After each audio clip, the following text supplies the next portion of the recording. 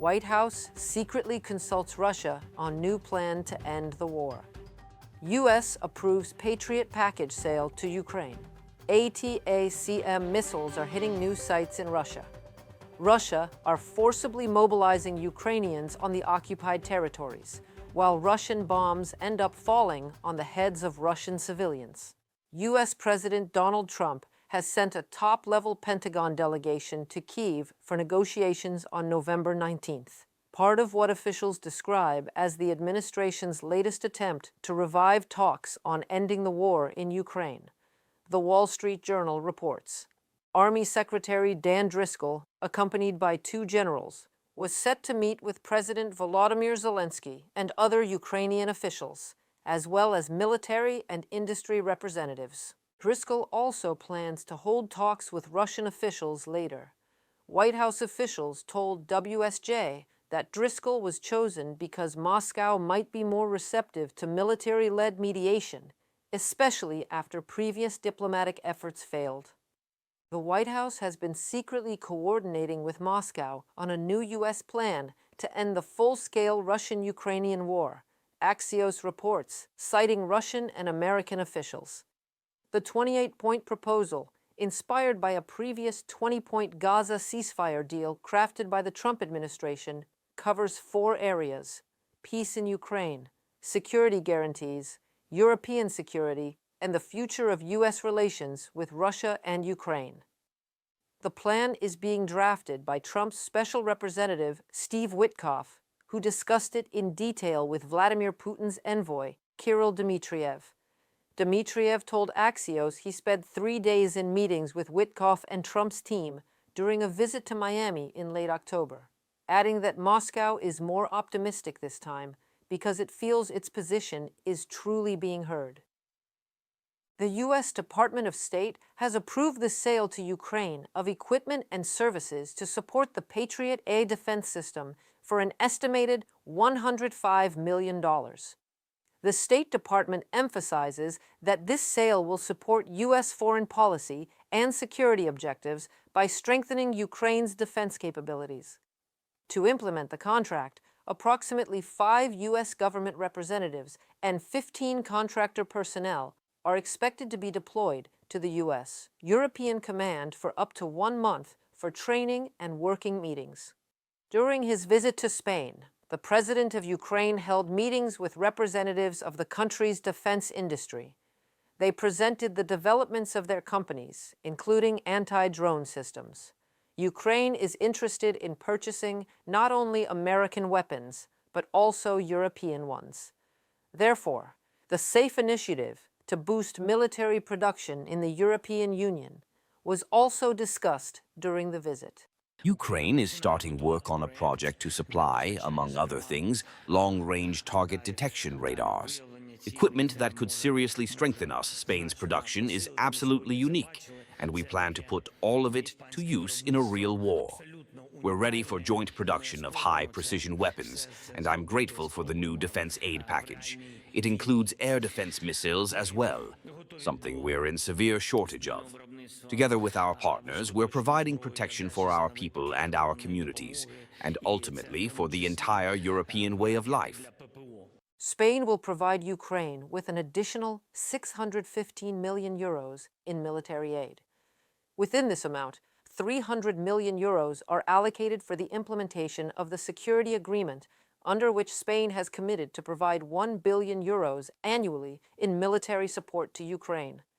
In addition, €100 million will be provided through the NATO program for purchasing U.S.-made weapons for Ukraine. Another €215 million will go toward acquiring anti-drone equipment, radars, and other systems, including those produced by Spanish companies. President Volodymyr Zelensky specified that the aid package will include, among other things, air defense missiles, specifically 40 missiles for Iris-T systems. Ukrainian President Volodymyr Zelensky has arrived in Turkey to discuss a fair peace for Ukraine. The key objectives of the visit are to bring Russia back to the negotiating table and to resume talks on prisoner exchanges. Zelensky will discuss Ukraine's peace conditions with Turkish President Recep Erdogan, the Ukrainian leader said, during a briefing with Spanish Prime Minister Pedro Sanchez. Reuters reports that U.S. information Special Envoy Steve Witkoff will also travel to Istanbul. Meanwhile, the Kremlin has stated it does not plan to participate in the Istanbul talks, but will monitor the developments. Apparently, the Kremlin was busy unleashing yet another massive assault on Ukraine, raining missiles and drones on civilian areas, energy infrastructure, and critical facilities. The attacks left widespread destruction, fires, and casualties across several western regions. In Ternopil, rescuers are desperately searching for people buried under the rubble of a destroyed apartment building, with many feared dead. The brutality of the strikes prompted Poland and allies to scramble fighter jets early Wednesday to defend Polish airspace after Russian aircraft targeted western Ukraine near the border. Quick reaction fighter pairs and an early warning aircraft were deployed, while ground-based air defense and radar systems reached the highest alert level, the Polish Armed Forces Operational Command reported. Over the past 24 hours, 160 clashes were recorded on the front, according to the Ukrainian General Staff. Fighting remains intense in Konstantinivka, Oleksandrivka, and Huliaipole, where Russian forces launch around 20 assaults daily. The hottest spot is the Pokrovsk direction, where Ukrainian defenders repelled 50 enemy attacks. Russian forces are increasing pressure in the Huliaipole area, attempting to encircle it from the east and north. They are dropping dozens of air-dropped bombs on settlements in this part of Zaporizhia Oblast. Infiltrating groups are moving through the vegetation to advance, but Ukrainian forces detect and neutralize them, preventing enemy progress. Ukraine is eliminating blocked Russian forces in Kupiansk. The occupiers have no access to supplies or reinforcements. The remaining Russian units in the city are without proper support and face difficult conditions. Kupiansk remains an important logistical and defensive hub. In Pokrovsk, small arms fighting is intensifying, and Russian losses from direct fire are increasing. Since the beginning of the month, Ukrainian defense forces have eliminated 314 enemy soldiers in Pokrovsk. Russian units have been spotted north of the city, with plans to advance toward the village of Hereshino, northwest of Pokrovsk. The occupiers are unable to break through the city's defenses and use it as a foothold, so they are attempting to bypass Pokrovsk. At the same time, Russian forces continue unsuccessful attempts to breach the defense of Myrnogorod, where Ukrainian troops eliminated a group from the Russian General Staff's main intelligence directorate. Russia has forcibly mobilized nearly 58,000 Ukrainians in the occupied territories. These figures were announced by the Coordination Headquarters for the Treatment of Prisoners of War. This data was collected by Ukrainian intelligence from February 2022 to July of this year. According to the headquarters, every sixth POW is a citizen of Ukraine. Therefore, the Verkhovna Rada is currently considering a draft law that would allow prisoners of war with Ukrainian passports to remain in Ukraine after their release and not return to the occupied territories. Lobbyists and clergy associated with the Russian Orthodox Church, one of the staunchest supporters of Kremlin dictator Vladimir Putin's war against Ukraine, are conducting an active campaign in Washington this week. They are meeting with representatives of the U.S. presidential administration, including the Office of Faith-Based and Neighborhood Partnerships, and are also attempting to sway members of Congress. The delegation's goal is to draw attention to the alleged religious persecution of Orthodox Christians by Kyiv. Concerns about the activities of the Russian Orthodox Church are not limited to the United States. In 2024, the Parliamentary Assembly of the Council of Europe adopted a resolution calling on member states to consider the Russian Orthodox Church as effectively used as a tool of Russian influence and Kremlin propaganda. Moreover, clergymen consecrate weapons that Russia uses against Ukraine, and Patriarch Kirill has stated once that all sins of the Russian military will be forgiven.